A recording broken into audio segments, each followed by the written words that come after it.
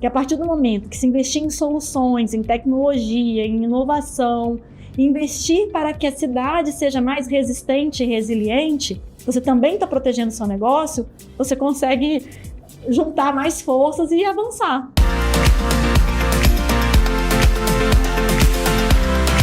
Estamos aqui no estúdio com Dani Clay, líder de curadoria do evento Sustentabilidade Brasil e especialista em comunicação socioambiental e ESG.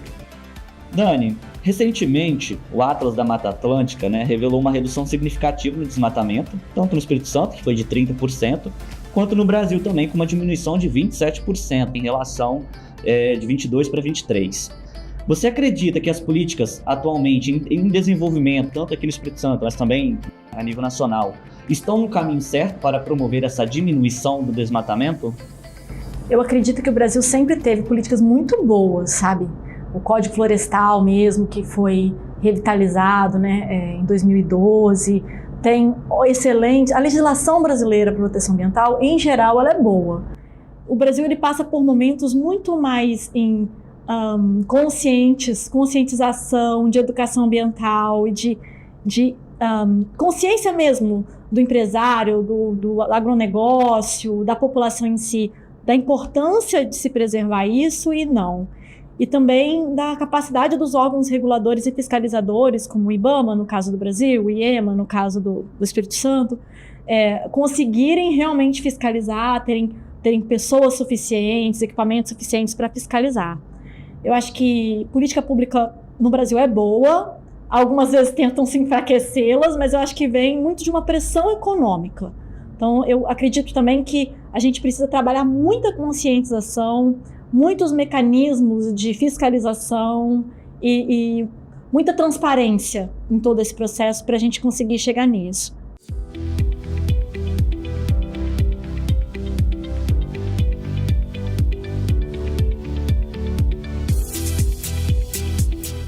Existem formas, Acho que a gente tem que botar para pensar, tem que refletir mais. Você vê engenharia, projetos de engenharia que podem ajudar a conter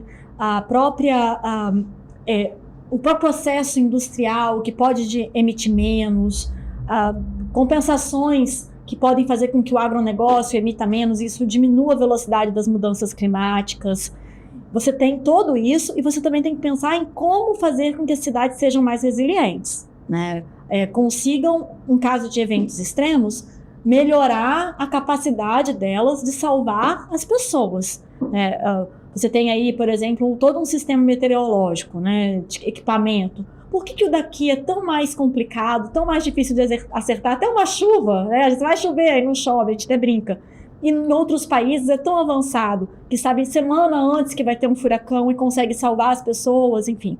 E a resiliência das cidades também no sentido de construções que resistem mais àquilo. Então tudo isso tem que ser pensado e planejado e arquitetado por especialistas através de debates de inclusão social para entender o que está acontecendo e de investimento público e privado. Porque no final das contas, o público precisa realmente investir, isso não tem que se discutir. Mas o privado também tem que entender que o impacto serve para ele. O que aconteceu com as empresas no Rio Grande do Sul? O que aconteceu com as empresas em Mimoso do Sul? Então, até que ponto isso não é um problema privado, É uma forma de se segurar, de se assegurar e de conseguir criar condições para que o negócio também seja lucrativo. Então, quando isso entrar na cabeça das pessoas, que a partir do momento que se investir em soluções, em tecnologia, em inovação, investir para que a cidade seja mais resistente e resiliente, você também está protegendo o seu negócio, você consegue juntar mais forças e avançar. Dani, o Espírito Santo vai sediar o evento Sustentabilidade Brasil, que vai ocorrer no Pavilhão de Carapina, na Serra, entre os dias 24 e 28, no mês de junho. Quais os debates e temas o Sustentabilidade Brasil pretende antecipar em relação ao COP30?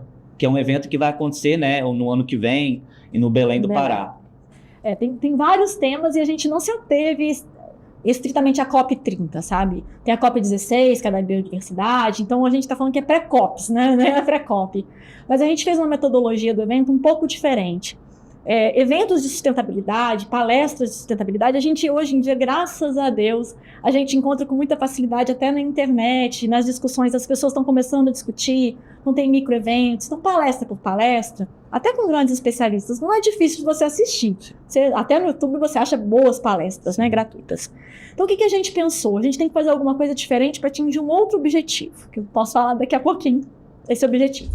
A gente dividiu o evento em segmentações por dia e em trilhas de conhecimento. São jornadas para você ir ao pavilhão de Carapina e sair lá em 3, 4 dias com uma espécie de quase uma pós-graduação, um curso bacana de imersão.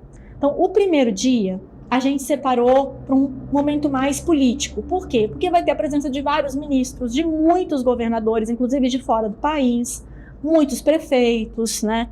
E aí a gente vai vai fazer essa abertura solene e logo depois vai ter uma palestra internacional da Champa Patel. E aí o evento é esse no primeiro dia de abertura, de confraternização, de debate político, né? Eu falo que é o dia político do evento, que é importante, claro. Tá? O segundo dia, que é uma terça-feira, vai ser um dia mais focado em sustentabilidade. Então, é um dia que vai falar mais sobre a Agenda 2030 da ONU, vai trazer mais uma questão mais geral. O terceiro dia, que é a quarta-feira, é um momento mais técnico para se discutir a mudança climática. E o quinto dia, que é o meu xodó, é o impacto das mudanças climáticas nos direitos humanos. É como o ser humano está sendo impactado e como reagir a tudo que está acontecendo nesses eventos extremos. Fora isso, perpassa nesses dias todos as trilhas, que são as jornadas. Então, para a comunidade que está interessado em aprofundar alguns temas em relação às COPs, você tem uma trilha que chama Do Rio a Belém, Conexão Espírito Santo, que é uma trilha que vai falar desde essa preparação desses temas, desde a Rio 92, que começou aqui no Rio de Janeiro e tal, até as futuras COPs em Belém. Então, é uma trilha que vai passar por isso aí. A outra trilha é uma trilha chamada de Transição Energética e Cidades Sustentáveis. Então, vamos falar exatamente sobre isso.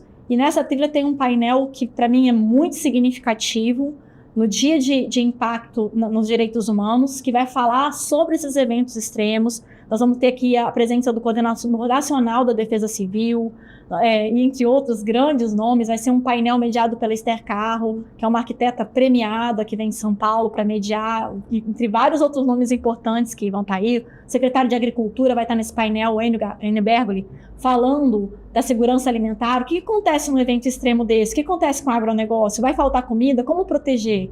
Então, é um painel riquíssimo que vai envolver o setor privado, o setor público todo, e terceiro setor todo discutindo esses eventos extremos para o ser humano. Então, depois tem uma outra trilha chamada de negócio, que tem uma pegada ESG. As empresas têm um desafio enorme, num negócio chamado governança de dados.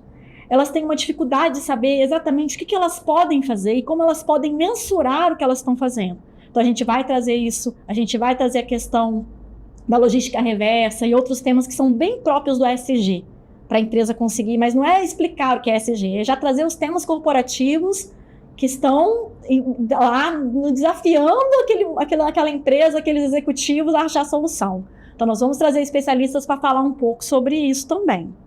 O outro é de pequenas empresas, que vai ter uma parceria e um apoio grande do Sebrae para como as pequenas empresas podem ser sustentáveis. E o outro é sobre agronegócio e rocha. Então, são várias trilhas passando por todos esses dias, com foco no tema de cada dia em especial. No contexto da urbanização dos transportes, observamos que tem um desafio aí das cidades construídas, né, em espaços desfavoráveis. Isso não só acontece no Espírito Santo, mas acontece em diversos estados brasileiros. Qual seria a melhor abordagem, né, para prevenir acidentes semelhantes ao ocorrido, né, como a gente já mencionou, no Rio Grande do Sul e também em vários momentos aqui no estado do Espírito Santo, como as fortes chuvas de 2013, agora também a região sul, né, no final de março, o início de abril também, aqui na Grande Vitória também teve fortes chuvas também, né, e eu queria que você comentasse um pouco sobre, entendeu? O desordenamento da cidade, ele é ruim porque você coloca uma população mais vulnerável ainda, né, então a gente também vai trazer esse tipo de debate. Quando você você não tem uma cidade planejada e você começa a ter ocupação irregular. E aí, por conta de voto, de tudo, acaba-se que, né, não vai lá tirar aquelas pessoas e não tem onde botar, e não tem uma política habitacional adequada e tudo isso. Então, quanto mais desordenado esse crescimento da cidade, maior o risco das pessoas mais pobres. E aí eu costumo falar, e quem é a maioria mais pobre? Quem é que está na favela? Qual a cor da pele das pessoas que estão na maioria da favela, né? Então, essas pessoas que vão ficar na beira de um morro, elas correm muito mais risco de serem impactadas por um deslizamento. A pessoa que mora na beira de um rio, invasão, ela corre muito mais risco de ter a casa dela alagada e perder o pouco que ela tem. Então, as pessoas mais vulneráveis ainda ficam mais ainda vulneráveis quando se trata de mudanças climáticas. E tem um tema até que vai ser levado pela doutora André Carvalho, que é sobre eco-ansiedade, sabia? É a tese de doutorado dela, ela vai falar como as pessoas mais vulneráveis, antes mesmo de chover ou alagar, elas já estão mais suscetíveis a problemas de ansiedade, de perda de qualidade de vida, porque elas sabem que elas estão mais expostas ao risco. O medo, né? O medo que isso dá, sabe? Nossa, vai chover, eu vou perder tudo, eu tenho dificuldade de conseguir. Então tem uma tese também que vai ser apresentada no evento sobre a ansiedade. Então, desordenar a cidade, geralmente, até pode-se falar que é um pouco de racismo ambiental, né? Porque você coloca em risco quem é mais vulnerável.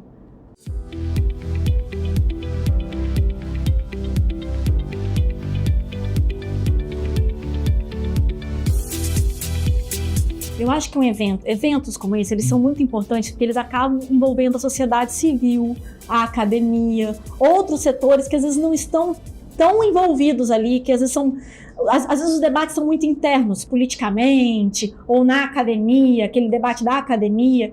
Quando você faz um evento desse e você junta gerações diferentes de idade, pessoas de núcleos diferentes, de condições diferentes, de setores diferentes, você fura bolhas. Então, esse momento em que você coloca ideias que nunca são... Quando você está na bolha, você não escuta a ideia do outro. Vou te dar um exemplo aqui, eu adoro os exemplos. Um dos nossos painelistas é o Antônio Samir, que é um homem trans.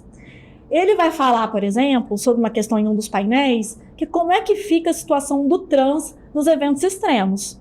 Ninguém para pensar nisso, mas quando acontece um evento, pensa assim no Rio Grande do Sul, você vai se preocupar com o quê? O que é prioridade?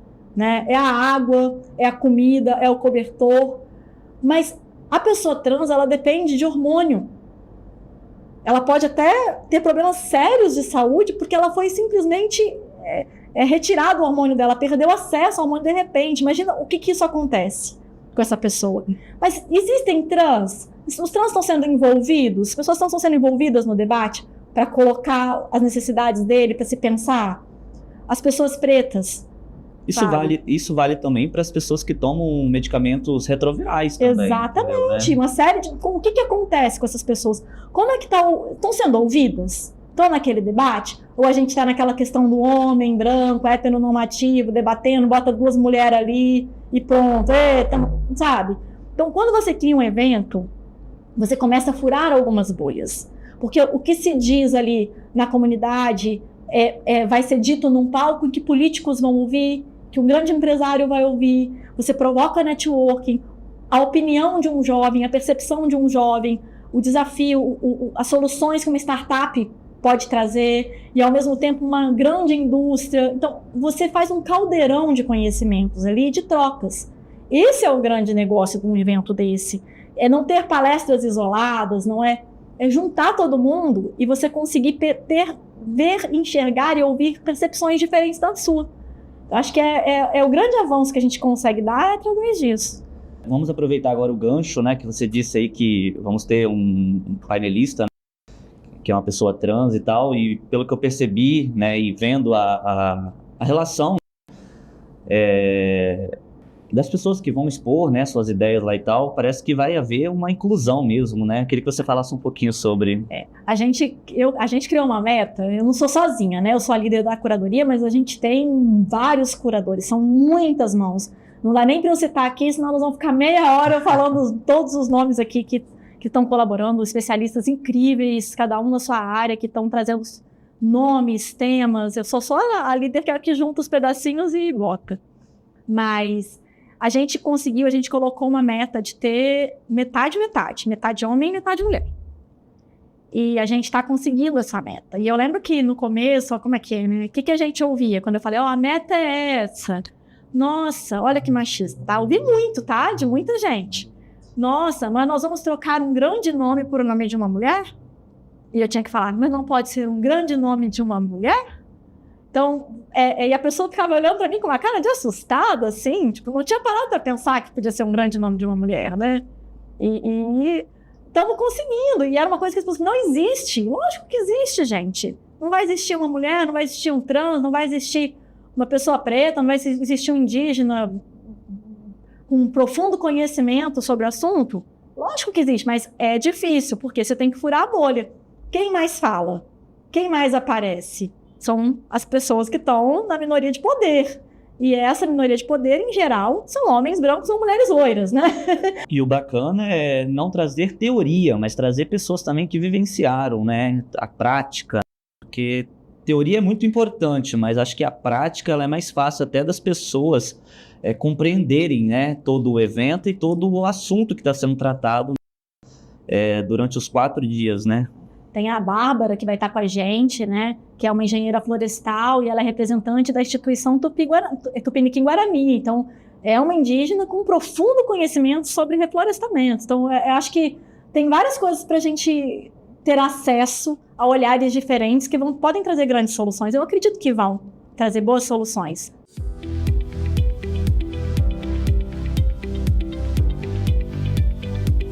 Quem quiser se inscrever com antecedência para chegar lá, entrar direto, pode se inscrever no site do evento. Agora, a pessoa que não quiser entrar no site agora, chegou lá no dia e falou, poxa, quero ir, é tranquilo, na portaria vão estar fazendo o credenciamento e a entrada é completamente gratuita. Dani, muito obrigado por compartilhar suas perspectivas conosco hoje, o que proporcionou certamente para o nosso leitor um melhor entendimento do panorama da sustentabilidade e também do evento, né, que vai acontecer agora no final de junho, tá? Agradeço aí pela sua presença. Eu acho que cada um que for, mesmo que não seja palestrante, painelista, tem muito a contribuir, porque vão ter espaços de debates, vão ter espaços de perguntas, de posicionamento, e a ideia de um evento presencial é essa, né? Você conseguir transmitir também e ajudar a levar soluções, mesmo para quem está no palco, mesmo se você não tiver. Espero que todos gostem muito, curtem muito, vão, debatem, porque a gente precisa disso para poder melhorar a nossa condição aqui e a nossa resiliência em relação às mudanças climáticas. Que essa a gente não vai conseguir impedir, né?